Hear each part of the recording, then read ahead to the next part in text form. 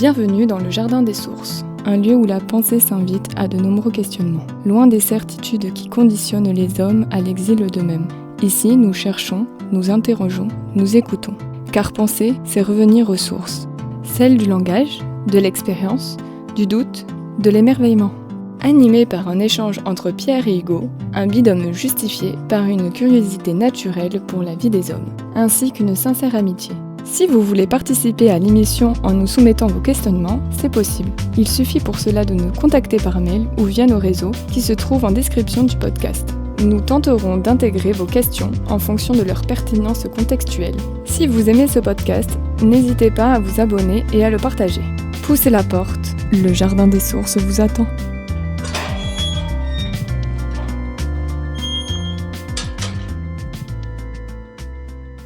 Bonjour à tous, j'espère que vous allez bien. On se retrouve aujourd'hui pour le 11e épisode du Jardin des Sources, toujours en bonne compagnie avec Pierre. Ça va Pierre ? Merci, ça va bien.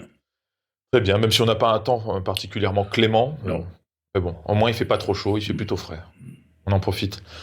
Alors, cette semaine, on va discuter d'un sujet qui concerne ou a concerné tout le monde. Finalement, c'est la condition de l'enfant. Et hier, on se trouvait à un mariage. C'est vrai que je me suis posé cette question, je me suis dit, mais où sont passés les enfants ? Oui. Et on pourrait aborder cette question de multiples façons, déjà d'une façon assez prosaïque, concrète. C'est-à-dire qu'il y avait, c'était pas le mariage de jeunes mariés, donc ils n'étaient pas non plus accompagnés que de couples de leur âge, qui étaient logiquement dans l'idée d'avoir des enfants en bas âge, mais tout de même, il y en a toujours des enfants en bas âge à un mariage. Et là, il n'y en avait pas beaucoup. Et je m'en suis un peu étonné, et je t'ai posé cette question, et je t'ai dit, où sont passés les enfants, Pierre ? Oui, Donc toi, tu as quand même eu 4 enfants. oui. À ton époque, les gens en faisaient plus. Alors, conjoncture économique, d'où ça vient finalement ? Parce qu'à ton époque, il y avait quand même la crise. Je veux dire, il y avait tout de même aussi un peu la guerre froide, il y avait des mammouths dehors. Enfin, t'as connu aussi, c'était pas non plus tout le temps prospère. Et pas que des raisons extérieures d'avoir le désir d'enfanter. Oui. Alors, qu'est-ce que t'en penses, toi ? Maintenant, avec le temps, je poserai la bonne question. La bonne question, c'est pas ce qu'on en pense. Tu la connais, la bonne question, je suppose, c'est où est l'enfant que nous avons été ? Il est où ? Et on peut ne... de mon point de vue, on ne se trompera pas beaucoup, vu ce que je sais du monde, si on peut le penser comme une épreuve qui a été très très dure à supporter, que ce passage de l'enfance, parce que c'est tellement indissociable de la fragilité, de la vulnérabilité et du danger dans lequel nous sommes. Nous le ressentons très tôt, mais rien n'explique qu'on se cache de la vérité de l'enfant qui est en nous, et qui, dans le fond, n'a pas changé. Adulte, enfant, ça ne veut pas dire grand-chose. Sauf qu'on trouve les moyens de s'adapter au monde et de s'en protéger, peut-être. Mais la question, c'est celle-là. Où est l'enfant qui est en nous ? On pourrait poser la question, où sommes-nous dans la vérité de nous ? Celle qu'on met tant de génie à fuir et à maquiller. Nous n'existons pas dans une espèce de vérité et d'authenticité, c'est beaucoup trop risqué. Donc on va travailler à être l'objet acceptable et modifier notre visage à cet objet nécessaire qui nous apporte un certain accommodement avec les exigences et la violence du monde extérieur. Parce que dans le fond, à l'extérieur de nous, c'est quelque chose qui est extrêmement violent. Le monde est violent et nous naissons dans cette violence. C'est quand même un mystère.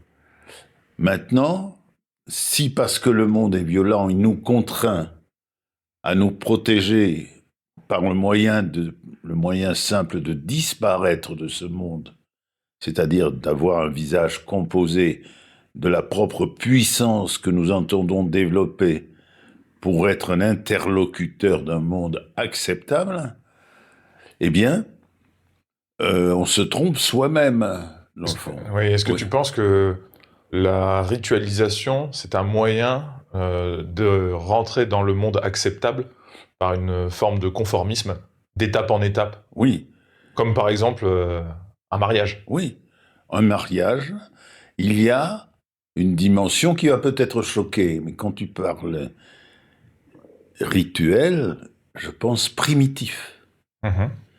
Il y a la primitivité, ce n'est pas forcément une mauvaise chose.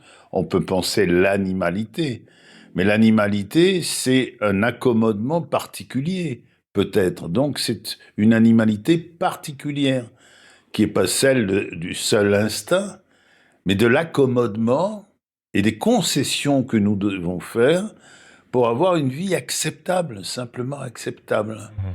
De penser que l'on peut être dans la vérité de soi et que l'on on ne peut pas être en étant dans cette vérité-là, eh bien, en situation de danger, serait tout à fait illusoire. Nous avons appris le contraire. C'est-à-dire, nous avons souffert d'être fragiles. Et toute notre vie va être une volonté de puissance, pas parce qu'on est mauvais, parce qu'on veut se protéger de cette expérience-là qui nous a appris que nous étions en difficulté si nous étions nous-mêmes. Et le mariage, c'est la sublimation qui fait partie de ces accommodements-là. Mhm. Dans le fond, ce serait marrant, juste avant le mariage, que le marié dise ouais, elle est utile, elle me fait bien la bouffe, elle s'occupe de mes pulsions. Ouais, c'est génial. Mhm. Genre, ce qu'on peut craindre, c'est que ce soit vrai. Mais non, ça va être je l'aime. Elle m'aime, le mot qui ne veut rien dire. Ou plutôt le Celui-là. mot qui voudrait dire quelque chose, mais qui est utilisé pour cacher la peur de souffrir et Voilà. justifier la disparition de soi Oui, oui, c'est ça. dans le couple. Oui, Encore une fois, oui. parce que c'est comment dire, c'est la sublimation du relationnel, le Oui, mariage. oui, oui, tu as raison. Et c'est là que ça me fait un peu tiquer. C'est que on reconnaît le symptôme de la perte de soi dans l'être, c'est-à-dire la réduction de soi à l'objet, dans le relationnel précisément. Mhm. Parce que être dans l'ailleurs que soi, c'est toujours un symptôme pathologique de la distance que l'on prend par rapport au cheminement à l'intérieur de soi. Et tu penses il peut pas exister de mariage qui soit fait consciemment dans l'esprit de protéger l'autre ou d'utiliser une forme de symbolique pour renforcer un amour qui lui est véritable? Toi, c'est forcément pathologique, l'idée de mariage. Oui, et il semble que la réalité ne s'intéresse pas du tout à la vérité dans cet ordre-là et détermine une pathologie de la sublimation. Et c'est vrai que la vie, il faut quand même l'admettre, va vous proposer de véritables actes d'amour, et je le mets entre guillemets. C'est-à-dire de renoncer à quelque chose pour soi, à cause du regard que l'on pose sur elle, sur l'autre, de quelque chose et une vision de la dimension exceptionnelle de l'autre. Mais c'est pas quelque chose que l'on dit, on peut le dire, mais c'est quelque chose que l'on vit. Se sentir aimé pour l'autre, c'est que peut-être on a fait un certain chemin, non pas par rapport à cet accommodement et cette disparition de soi dans l'être social et convenable, mais qu'on a fait un chemin pour s'interroger de ce que c'est que ce merveilleux d'être. Ça nous échappe totalement, c'est-à-dire, il y a dans tout être vivant une dimension de merveilleux. C'est la seule réalité, c'est que nous sommes à l'intérieur de nous un être vivant, et que ça demande peut-être à être reconnu, ne serait-ce que par soi-même. Parce que le vrai problème, il est là. Mhm. Nous avons abdiqué du regard sur nous, du merveilleux qu'il y a à être, pour ne pas être en situation de danger. Parce que c'est la vie qui est le véritable ennemi pour beaucoup de gens qui ne veulent pas se fragiliser dans l'être. Donc ils vont s'accommoder du personnage ou de l'objet attendu, l'objet social, pour justement être tranquille et ne pas être en situation de danger. Je pense que c'est ça. Alors tu parlais tout à l'heure des enfants. Après tu me diras ce que tu en penses, Oui. parce que ça m'intéresse beaucoup. L'enfant, pour moi, est une surprise. C'est-à-dire tout ce que j'avais pu anticiper, n'a pas correspondu à une réalité vécue. C'est-à-dire ça a tout changé dans un sens d'un inconnu qui se révèle, et d'une approche de l'autre dans la fragilité absolue, puisque ton enfant, c'est quelqu'un par rapport à toi-même qui se présente dans cette fragilité-là. Il va se trouver que ce que tu lui permets d'être et ta façon de le regarder va être exactement conforme à la façon dont tu te traites dans l'enfance, Oui. dans l'enfant qui est en toi. Et que c'est impossible de déroger à ce fait-là absolu, que comme tu traiteras ton enfant, eh bien, ce sera révélateur de la manière dont tu te traites dans cette enfance-là. Et je pense que c'est un événement que tu peux expérimenter, cette résurgence de l'enfant en toi, qu'en ayant un enfant. Quelquefois, ça se passe très très mal. Oui. Alors moi, l'idée que je m'en fais, parce que pour l'instant, je ne suis pas encore père, c'est que l'étonnement serait d'autant plus grand que la projection aussi comment dire, en opposition à comment le formuler, plus l'attente qu'on a d'avoir un enfant et de l'imaginer d'une certaine manière est grande, plus l'étonnement sera grand parce qu'il sera à l'opposé du naturel que l'on se doit d'être dans cet événement, comme l'enfant l'est. Mais si on a un rapport à soi qui est de respecter l'enfant qui est en nous, j'ai du mal à le formuler. Parce que c'est bien. Ça m'échappe, parce que c'est pas un sujet que j'ai expérimenté. Hein. Donc c'est encore une fois même de la projection. Mais je me dis que si on est naturel pour soi, on sera moins étonné de la nature de l'enfant, parce qu'on parlera quasiment déjà le même langage. On aura peu de choses à aménager. Donc moi, plutôt, la question que je voudrais te poser, c'est est-ce que l'étonnement, justement, c'est ça, hein, c'est de mettre en pratique ce que j'essaye de penser, est-ce que l'étonnement qui t'a été provoqué dans l'arrivée de la maternité de ta femme et donc de ta paternité a été le fruit de l'entrechoquement de ta projection face au réel parce que tu étais dans ton enfermement, ou est-ce que c'est l'étonnement parce que quel que soit le rapport que tu as à toi, tu seras étonné parce que c'est ce que la vie a de plus sacré à nous offrir finalement. Oui, mais c'est une chose très compliquée parce que les choses ne vont pas se passer comme on pense qu'elles vont se passer. Parce que dans le fond, c'est pas une question d'étonnement. Tu vas me comprendre. C'est un événement charnel. Et l'enfant est un événement charnel. Et ça réveille en toi une réalité charnelle. Quand on parle de l'enfant qui est en soi, il y a longtemps qu'on a composé les conditions de l'oubli de cet enfant-là. Il est passé à la trappe et on s'en porte mieux. Et là, il va se réveiller d'une manière charnelle et permanente. Ce que nous pouvons ne pas supporter. Et nous allons persécuter l'enfant parce que nous avons une injonction à nous de une deuxième fois avorter de cet enfant-là. Il est insupportable, cette réminiscence de notre origine et de notre commencement. Pour tout parent. Oui. Même tout parent ne le vivra pas de la même manière parce qu'il n'a pas la même histoire. Oui. Mais il est souvent insupportable. Pourquoi ? Tu dis pour tout parent. Il y a certains le vivent bien et d'une manière heureuse, mais parce que ils n'ont pas, avant l'enfant, développé l'idée que le personnage devait préexister et, et dominer la réalité que nous sommes dans l'être. Jamais, beaucoup n'ont cette composition de la violence dans le maquillage. C'est toujours dans le maquillage.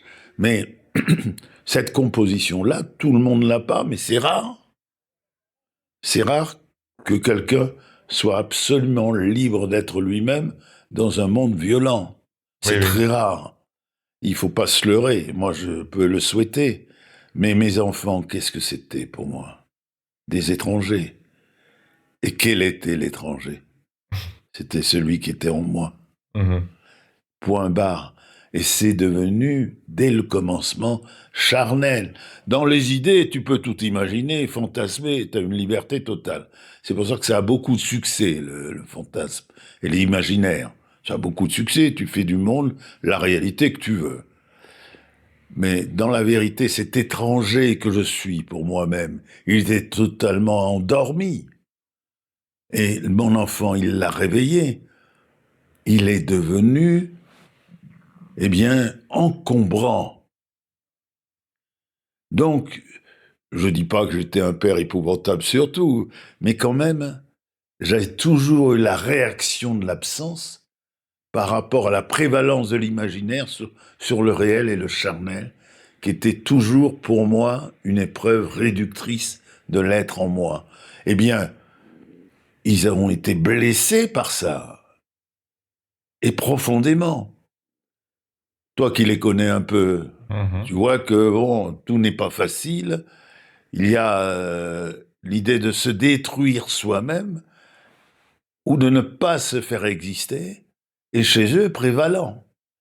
Mais c'est ce qui me constitue, l'encombrement du vivant, en cela qui me met dans une situation dans l'être, de fragilité, de vulnérabilité, insupportable à vivre. Et je me suis composé, malgré moi, à travers une volonté de puissance qui est d'autant plus remarquable qu'elle prônait la volonté de puissance comme un danger, alors même que c'était quelque chose que j'avais depuis longtemps ambitionné au nom de l'être, et qui n'avait dans la réalité que comme seule ambition de faire disparaître l'être. Cette relation à l'enfant de partage, d'interrogation, de rapport de fragilité à fragilité, c'est merveilleux si on est capable. Oui. Je n'ai pas été capable. J'étais en guerre. Tout le temps, j'étais en guerre. Voilà, et, euh, et c'est dommage. Hein. C'est dommage parce que j'étais en guerre aussi contre tous ceux que j'aimais, dans le fond. L'amour était un ennemi et Et ça, était... et ça a conditionné une partie de leur trajectoire Oui, oui, assez tôt. oui. Et on a eu une question. Alors, je ne sais pas si l'auditeur voulait qu'on dise qui c'est, mais c'est pas important. L'essentiel, il reste les questions. Comment un enfant est si doux, innocent, rempli d'amour, alors que dès son plus jeune âge, il peut être méchant, horrible mentalement, on va dire dès l'âge de 4 ans, et être méchant avec les autres enfants. Merci et bon podcast. Oui. Eh bien, c'est vrai. C'est vrai.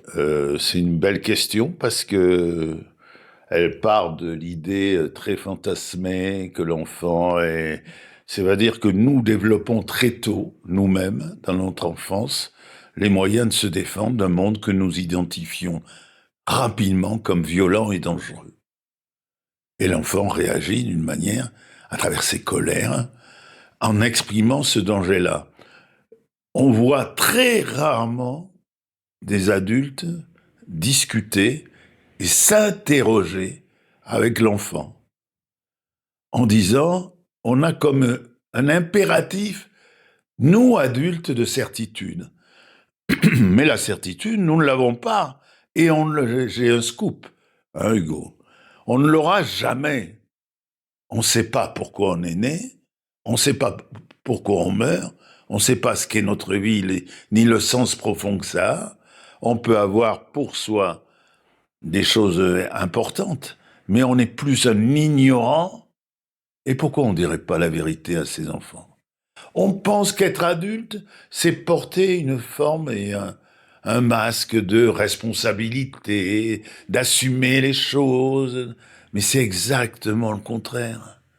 Si on était capable de donner à nos enfants les interrogations qui sont nées de cette fragilité qu'est la nôtre, dire la vérité de ce que l'on est, ce serait un merveilleux cheminement. Le problème, c'est que la société nous impose un univers de certitude pour lutter justement contre la violence du monde. Oui, Et on est obligé de se parer du masque, oui, du sachant. oui, Même l'homme, pour être désirable aux yeux de la femme, doit être plein de certitude, il doit être aventureux, savoir où il va, voilà. Il doit oui, savoir. oui, S'il est dans le doute, les faveurs, il les obtiendra avec grande difficulté. oui, Euh, oui.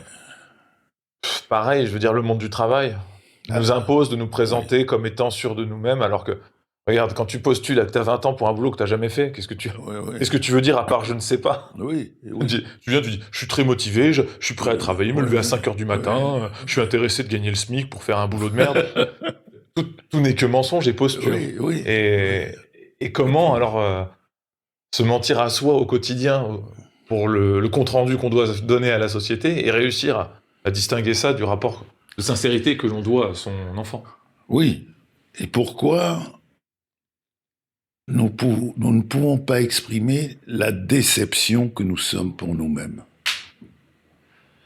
Ce qu'on n'arrive pas, on n'arrive pas à se guérir, c'est de ce sentiment qui nous habite, qu'on a déçu et que l'on continue à décevoir parce que l'on est.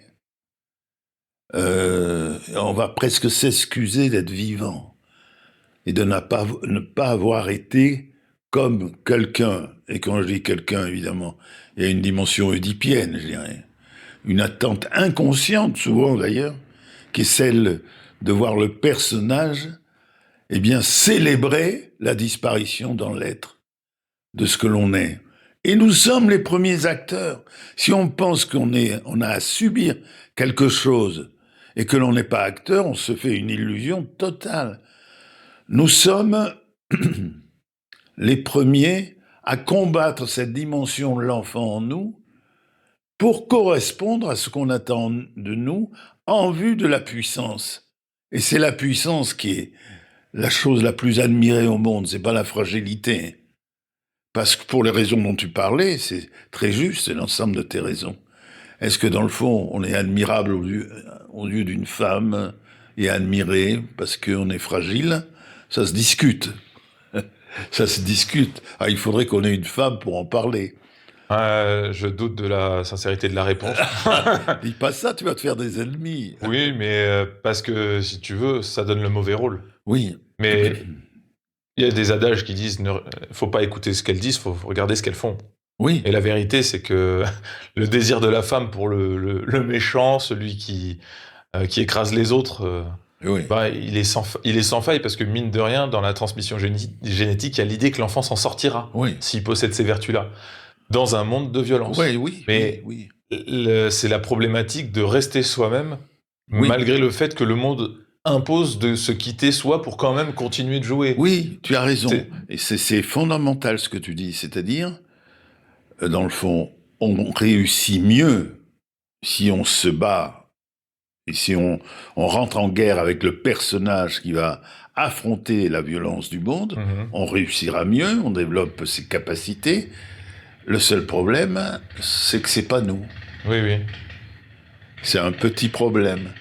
Et d'autant plus qu'on sera plus admirable aux yeux dans cette violence. Ce rapport de notre propre fragilité dans cette violence-là, c'est tout le sens de l'expérience qu'est l'expérience du vivant. Il me semble. Mhm. Il me semble que tout est à l'intérieur de ça. Les enjeux de la vie qui devient, eh bien, un ennemi qui nous met en danger dans le manque de puissance, comme dit Spinoza.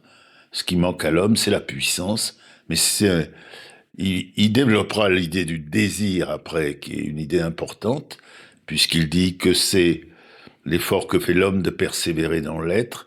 Et bien, ce rapport de l'être et du non-être, du confort que nous avons dans le personnage qui nous a fait disparaître, et du peu de confort que nous avons dans l'être, ça va être tout l'enjeu d'une vie. Après, on voit que des maquillages. Celui qui choisira le non-être, par confort, va changer de visage, va changer de réflexion, va devenir un étranger pour lui-même, mais il y trouvera un confort.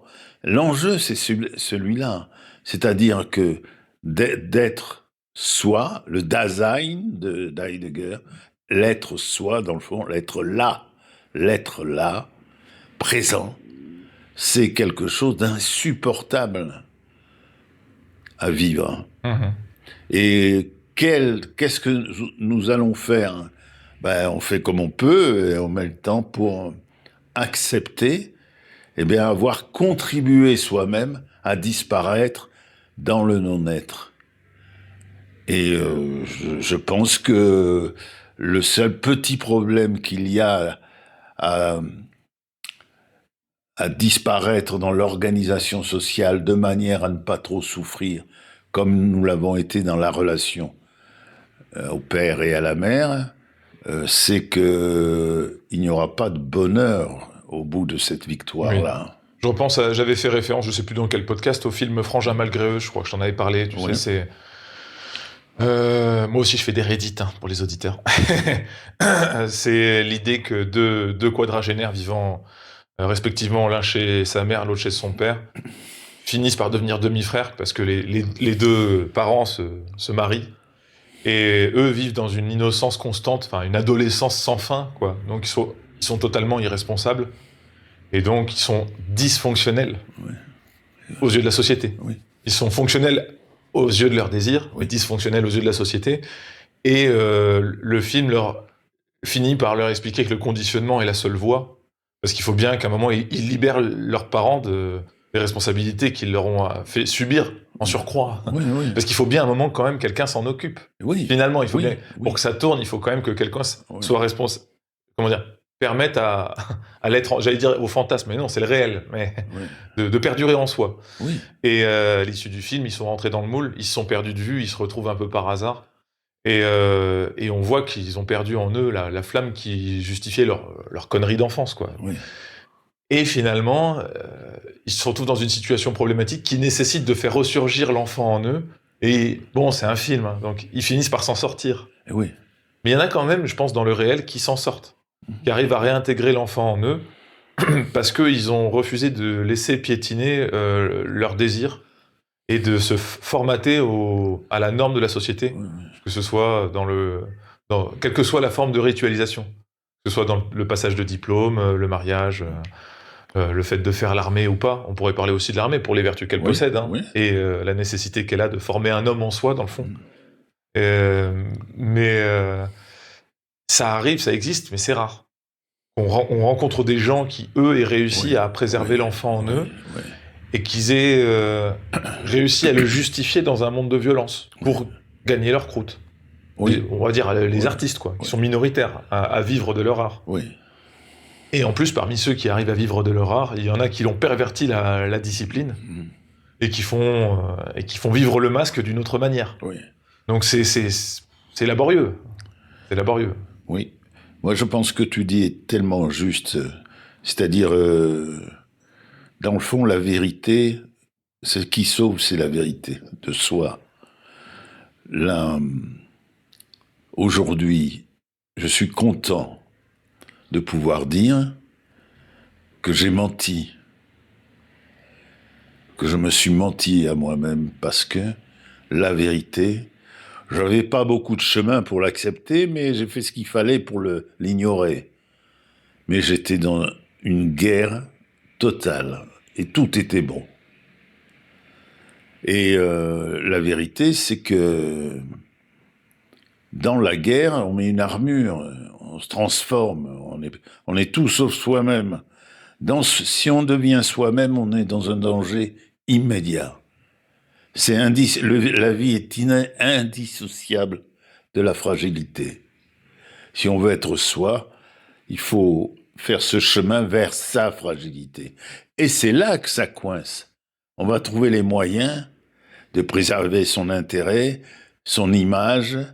La relation aux autres, ça va être le fait que dans l'image, on va avoir une reconnaissance, alors que dans ce qu'on est, on n'intéresse personne. Et c'est là que surgit le serviteur souffrant d'Isaïe, que j'ai tant aimé, et tant partagé avec mon ami Chouraki.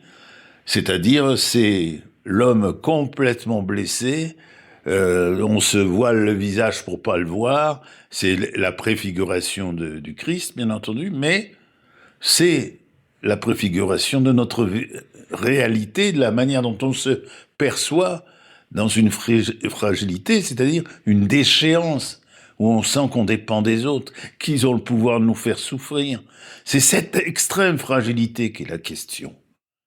Est-ce qu'on va collaborer avec la persécution du monde dans sa violence pour avoir la même violence contre soi? Et c'est ce retour contre soi qui est, à mon avis, le centre de beaucoup de choses, qui fait qu'on cesse de s'accompagner soi-même vers la naissance de soi, et qu'on trouve ça normal. Alors, autant que c'est vrai que l'on souffre moins si on avorte de soi, il n'empêche que la condition du bonheur, c'est quand même la reconnaissance du merveilleux de la vie en soi, qu'on le veuille ou non. Mais c'est l'ennemi, c'est le bonheur, mais en ce sens-là, c'est dans la fragilité, donc c'est antinomique. C'est en même temps quelque chose qui nous est insupportable par l'expérience dont je parlais tout à l'heure. C'est-à-dire, plus tu es dans la vérité de toi, et plus tu vas être, la victime idéale dont le monde se nourrit pour interdire l'enfance et favoriser la réalisation dans les critères. On le voit d'une manière éclatante à quel point, regarde, il me semble que le monde des idées, dans le fond, qui est là, cet affaissement, dirait Platon, de l'intelligence, mais dans le monde politique, par exemple, où tout le monde prétend avoir puissance à changer le monde, et le bon monde, c'est le monde tel que je le vois, et le mauvais tel que l'autre le voit, Bon. Et c'est une image déchue, je dirais, de l'être, du point de vue de l'intelligence, des interrogations, etc. Il n'y a pas de plus caricatural, dans le fond, dans le non-être, que la volonté de puissance pour soi, du profit que l'on peut tirer à travers le pouvoir que l'on recherche. C'est accablant pour la personne. Certains disent « Ah, il est intelligent, il a fait une école, il a fait ceci. » Moi, je ne trouve pas du tout. Je trouve que c'est le monde de la non-intelligence, précisément.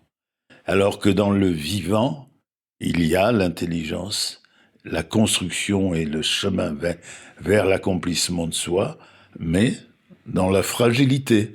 On le sait, ça. Est-ce que tu penses qu'il a existé une période dans l'humanité où le respect de la fragilité de l'être dans l'enfant a été respecté, ou de tout temps ça a été... Non, je ne crois pas que c'est existé, mais je crois que la raison de ce passage de nous dans le vivant, c'est cette épreuve-là que nous n'oublierons jamais. Parce que je pense au contraire, comme croyant peut-être à une plénitude dans un monde où l'amour est l'expression totale et achève notre vie, mais je pense que nous n'oublierons jamais ce que nous avons vécu là et cette épreuve-là.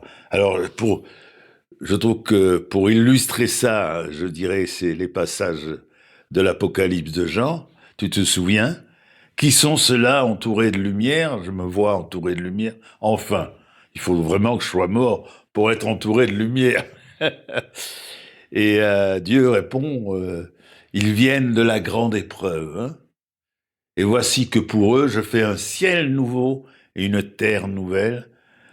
Toute plaie sera pansée et toute larme séchée, et de mort il n'y en aura plus. C'est très très beau, je trouve, parce que ça dit bien l'épreuve qu'est la condition que nous avons à vivre ici-bas, que c'est une épreuve terrible, puisqu'il s'agit de notre vie et de notre mort comme être vivant, et que nous-mêmes, nous nous regardons comme quelque chose de négligeable, et que c'est le centre de ce regard, je veux dire, de notre être avorté qui pose le problème du fait que nous avons une difficulté de naître à la vie et de nous estimer nous-mêmes ayant une valeur particulière. La vérité, c'est que nous avons, de par le fait que nous sommes vivants, une valeur particulière, mais qu'elle pose un problème là où elle devrait être reconnue comme la naissance de quelque chose d'heureux. Eh bien non, ça va être quelque chose de problématique par le fait que si le monde dans sa violence nous reconnaît comme un objet fragile, il va en abuser largement. C'est pour ça ta question, Hugo. Je ne crois pas que c'est existé dans l'histoire et que ça existera jamais. Mais notre choix, nous, par rapport à notre bonheur à nous et à notre volonté à nous, dans une certaine pauvreté, on s'élève, et dans une certaine richesse, dans le sens de puissance, on s'abaisse. C'est le sens que ça peut avoir. Mais dans le fond, toi, tu n'en parles pas du tout aussi de ce, comment dire, quel est, peut-être en théorie, qu'est-ce que tu aurais comme ambition pour toi-même? De sincèrement respecter la nature de mes désirs, et Oui. déjà de bien les Oui. savoir les identifier, Oui, et d'aller dans leur direction. Oui. Donc souvent Oui. ça se passe Oui. au niveau de l'acte créatif, l'art, oui, et de tout ce qui en fait génère en moi le fait de le sentir dans mon Oui, corps, d'être oui, heureux, de oui. ressentir une forme de plénitude, oui, quelle que soit l'activité. Oui. Donc je me fie pas à l'activité en soi, oui, parce que certains, par exemple, j'ai aucun don pour l'art pictural. Ça provoque de façon passive un plaisir modéré Mhm. en tant que spectateur. En tant qu'acteur, encore plus modéré, parce que ça donne très peu de résultats. Mais je juge pas la discipline en elle-même. Je sais juste qu'elle ne me concerne pas. oui, Donc j'essaye de me diriger au gré de ce que l'intérieur de moi-même exprime. oui, Donc tu vois, ça ne concerne que moi. Et j'avance, c'est souvent, voilà, ça c'est un truc que je dis depuis longtemps, c'est que c'est à la fois le doute et la passion qui m'animent. oui, La passion parce que c'est l'élan de vie en soi, mais des fois aussi ça nous fait nous égarer, hein, parce que c'est incontrôlable dans le fond, la passion. Et le doute, c'est un regard critique qui évite à la passion justement de partir dans tous les sens. Donc j'ai à la fois il y a quand même un aspect analytique dans la façon dont je suis, et ça c'est induit par la nature de, je pense, à la fois comment j'ai été bâti, oui, donc je parlerai d'acquis, de dîner, pardon, et à la fois d'acquis, qui a été la condition d'enfant dans laquelle j'ai évolué, celle qui a nécessité que je mette en œuvre des compétences analytiques pour me prémunir de la violence du monde extérieur. oui, Mais même ne ressentant pas plus forcément le danger, étant armé jusqu'aux dents, dirais-je aujourd'hui, que ce soit sur le plan cérébral ou physique, et puis aussi étant assez libéré, je pense, du regard des autres. Je pense que c'est ce qui me caractérise assez quand même au quotidien. Ça reste quand même une discipline que j'applique, l'aspect analytique, de façon plus modérée, et toujours dans un regard en second plan de ce que j'ai pu faire dans ce que j'ai pu exprimer précédemment dans un ressenti, Oui. faire de la batterie, faire du piano, composer, tester un nouveau sport. Voilà. je me laisse assez porter par le ressenti, puis il y a toujours un aspect analytique qui, en second plan, me dit mais est-ce que c'est vraiment ce que je désire, ce que je veux? Parce qu'il y a souvent l'excitation aussi qui peut être provoquée par la nouveauté d'une pratique. Ouais. Donc voilà, je sais pas si j'ai répondu à ta question. Oui. Et je remarque d'ailleurs dans ce que tu dis que ça se passe beaucoup entre toi et toi. Mhm. Il me semble que c'est central dans l'acte créateur, le fait que donc, la finalité n'est pas relationnelle. Or, je pense qu'un des aspects de la pathologie, c'est de chercher une compensation Mhm. dans la relation et une approche de soi-même à travers le regard de l'autre. Et c'est le début du fait qu'on se perd. Oui. Mais, Oui. moi, je suis pas un combattant acharné, j'exagère, mais j'aime bien toujours utiliser des images assez puissantes de la vision d'interdépendance romantique Oui. concernant l'amour, Oui. et donc concernant le relationnel. Ouais. Oui. Et je trouve ça assez ridicule parce que je trouve que c'est une manière de se déprécier, que de dire que l'on est insuffisant Oui. pour... il nous manque une part de quelque chose que l'on doit trouver en l'autre et qu'on va appeler ça l'amour alors que c'est une dépréciation commune parce que il y a un consensus. Oui. On peut pas trouver en l'autre sa moitié et l'autre dire non, je suis entier. Donc c'est la rencontre, c'est Lacan qui dit ça. L'amour, c'est la rencontre de deux névroses. Je dirais la relation, c'est la rencontre de deux névroses parce que l'amour, c'est autre chose. Voilà, et ça rime. Et ça m'a quitté, ça m'a jamais totalement habité. Ah, ça m'est arrivé une ou deux fois quand même de sublimer ce que j'ai pu trouver chez certaines femmes et de dire qu'on appelait ça de l'amour, alors qu'il y avait une notion d'appropriation certaine. Et au détour de nos discussions, j'ai fini par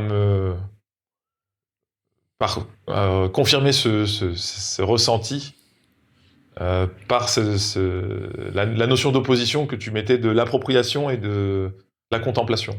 Oui, c'est ça. Et dans la contemplation, on ne peut pas se servir de l'autre. Non. Donc on peut pas justifier la nature de ses propres désirs à l'aune du regard d'un être extérieur à soi. Oui, je pense que tu as raison. Et c'est pour ça que j'ai jamais recherché d'ailleurs, notamment dans le milieu artistique, la notion de réussite. Ça m'a toujours paru assez superficielle. Bien que certains amis m'aient dit, mais pourquoi t'essayes pas plus de vendre ou de valoriser ton travail de telle ou telle manière? Parce que j'avais déjà un sentiment de complétude dans l'expression de mes désirs. Voilà. Et l'expression de mon désir a rarement été dans la volonté de représenter quelque chose pour quelqu'un. Voilà. Mais ça a été induit d'une certaine manière par le regard de mon père, qui, dans sa violence, disait toujours si tu dois rien à personne, tu les emmerdes. Donc ça a généré une forme de désir de correspondre au regard du père, mais dans un rejet de tout autre regard. Donc après, avec le temps, ça m'a pris du temps quand même, je pense. Après, peut-être que c'est prétentieux de le dire, mais je pense m'être libéré tout de même de son regard. Et du coup, il reste plus beaucoup d'autres regards à rejeter parce que dans ce que ça avait de déterminant, de ce qu'il a pu dire et de ce que j'ai entretenu pour avoir une forme de communication avec lui, je me suis quand même bien prémuni. Ça a été, on va dire, dans ce malheur, il y a eu le bonheur de ne pas rechercher le regard, dans le regard des autres, une façon d'être. Voilà. Oui, c'est vrai. C'est vrai. Mais peut-être aussi ta préférence pour te percevoir toi-même dans cet acte créateur, que ce soit la musique, les arts, enfin, c'est quelque chose qui nous construit indépendamment, comme tu le dis, de l'objet que nous devons être pour l'éducation de nos parents ou pour nos amis ou pour la pression sociale, simplement l'objet social. Tu as une existence et un rapport à toi-même qui a un certain merveilleux dans le créatif. Et c'est une belle chose. Justement, je trouve que si les auditeurs considèrent quelquefois que leur vie est difficile, qu'ils considèrent aussi que dans le regard qui est très particulier qui se pose, je dirais, contre eux-mêmes, il y a une source de leurs difficultés.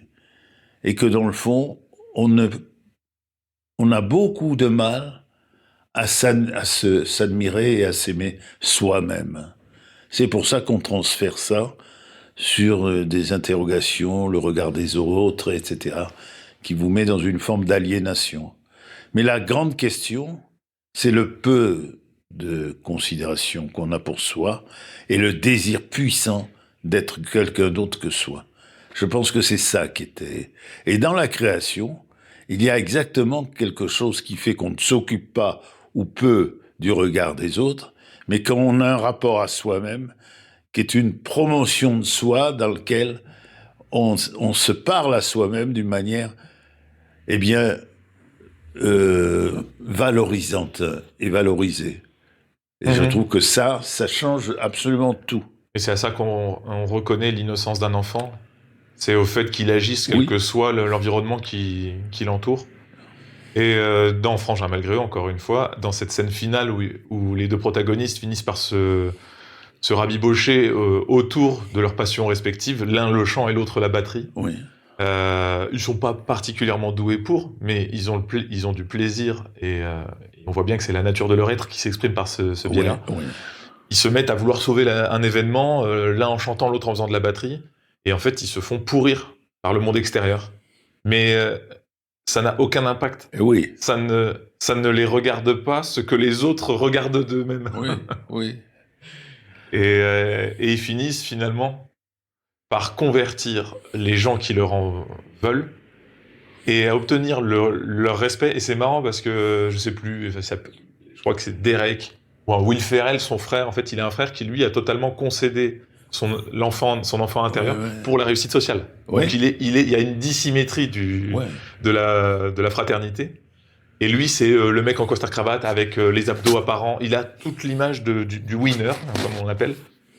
Et finalement, lui qui fait tout pour descendre son frère, eh ben, il y a un flashback, il y a une scène de flashback qui apparaît, et on les retrouve tous les deux à 6 ou 7 ans, Ouais. et il essaye de faire... Et son grand frère, donc Will Ferrell, qui est le loser de service, à ce moment-là, ça a été son dieu, dans le sens où il a réussi à faire démarrer ce cerf-volant, et du coup, il finit par réhabiliter l'enfant, lui, Et oui. en voyant que Will Ferrell réhabilite le sien. Et bon, ils finissent par une accolade, mais c'est marrant parce que c'est une accolade difficile, parce qu'ils sont pas fait d'accolade depuis 30 ans, donc il essaye de l'étrangler à moitié en le serrant dans ses bras. Oui. Et tu vois, pour moi, ça fait partie des films les plus touchants qui soient. Oui. Pour autant que ce soit un film extrêmement comique et qui se veut drôle et potache, tu vois. Oui. Mais je trouve que le fond, moi, ça fait partie de... J'aime bien le cinéma, donc j'ai vu quand même je dirais peut-être au moins 1 millier de films, sans forcer. Bon, il y en a qui en ont vu 10 000, hein, je veux dire, on fait pas une compétition. Mais j'ai vu tout un tas de films qui mettent en valeur la beauté des vertus et des sentiments humains. Et je trouve que celui-ci, il est dans mon top 10 parce qu'il essaye de respecter quelque chose qui fait partie des plus grands tabous de la société. Oui. Et qu'il le réhabilite. Pour moi, c'est quand même l'un des plus grands sujets, et c'est l'un des sujets dont on traite le plus fondamentalement dans nos podcasts. Et qui reste un leitmotiv de toutes nos discussions, que ce soit autour du mariage, de l'âge adulte, de ce que l'on veut. Je suis convaincu que la détestation de soi est toujours la présence d'un regard qui n'est pas le sien sur soi. Et dans le fond, la séparation du regard de l'autre auquel on se sent appartenir, c'est l'entrée dans l'émerveillement et le contentement d'être soi. Voilà, et ben ce passage de la détestation de soi au bonheur d'être soi, c'est le commencement de la naissance de soi et de l'exclusion l'importance du regard de l'autre en soi. Et je pense que c'est le centre. T'as raison En tout cas, ça donne envie de le voir, le film. Je vais me précipiter. Ouais. Ben, je l'ai en DVD, on pourra le regarder. Bon, après, j'ai tout révélé, j'ai révélé l'essence, mais il est très drôle en tout cas. Oui, mais tu sais que je suis capable de tout oublier aussi. C'est vrai. Et tout à l'heure, alors parce que là on a dû enregistrer un petit peu plus tôt l'émission, on est en train d'enregistrer un petit peu plus tôt l'émission, et pourquoi ça, Pierre ?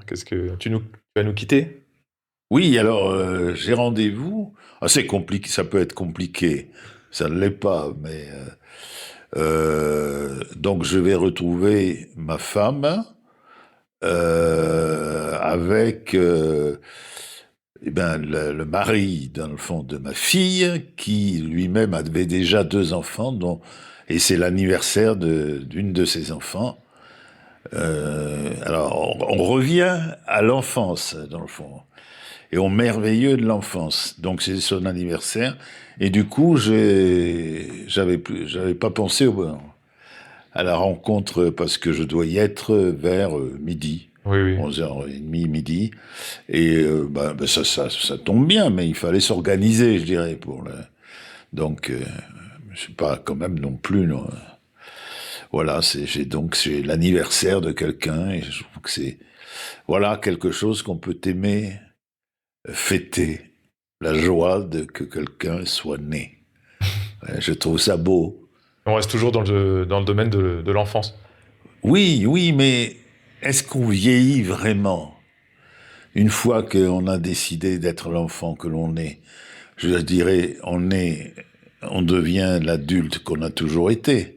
Il y a cette fusion, ce merveilleux de l'enfance en soi, qui s'accomplit dans sa vie d'adulte.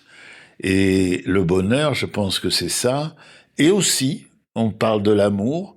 Eh bien, l'amour, c'est reconnaître que l'autre est dans ce merveilleux qui ne peut pas s'approprier, qui ne peut pas vous appartenir.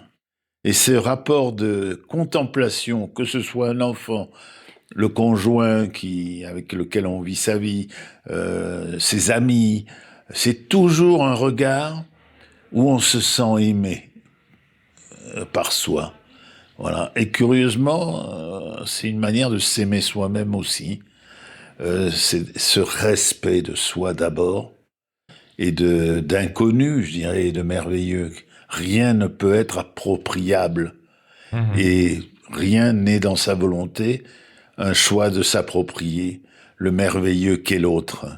Il y a cette distance, ce respect et comment dire, de faire attention à l'autre aussi. Ça se sent.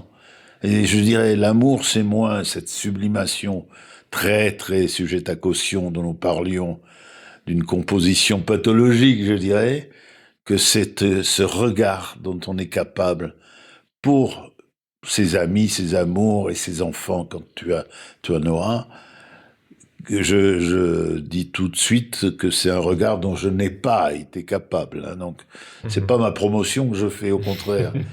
Mais si on peut l'être, de cette reconnaissance de l'enfant et de ce que l'on aime comme le merveilleux du vivant et du sacré. Voilà.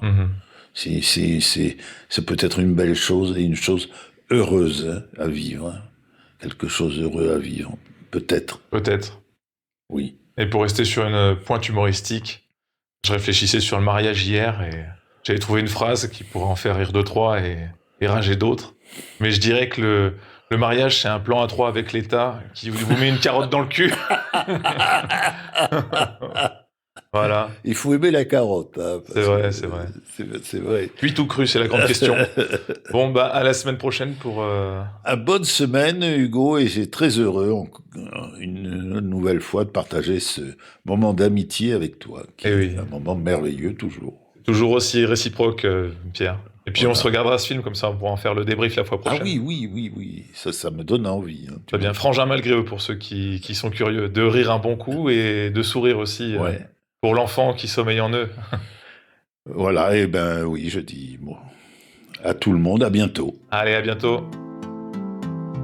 Merci d'avoir traversé ce jardin en notre compagnie. Si vous avez aimé ce podcast, n'oubliez pas de vous abonner, de le liker et de le partager. Pour y participer en nous soumettant vos questions, c'est simple. En description se trouvent nos contacts. Et revenez quand vous voulez, la porte reste entrouverte.